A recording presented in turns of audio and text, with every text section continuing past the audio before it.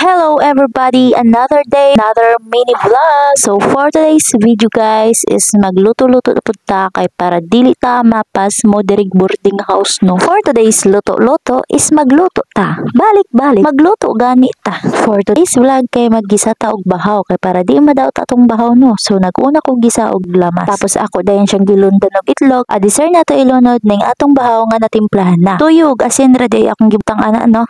Oh, magic sarap pa day. Para templado na siya daan. Ayan na, gimikos-mikos na ni ante. Ato dahing takluban og ato na pong abrihan. Tapos sugod na po dahing tag mikos. Tapos ato dahing nang iduot-duot og iduot-duot. Plat-plat sa tong kaldero. Aw, karahay di ay. Para mas mulami pagpagod-pagod. The finished product. Fried rice guys. Atong giluto no kay mabahaw. Magdaot na ang luto na. Dito. Tapos unsa pa mga ano dayon no? Pagkalami, hitsura pa lang. Ang sarap-sarap. Unang kagat, unang bite. Pang commercial. Feeling na awang lemon. Second bite.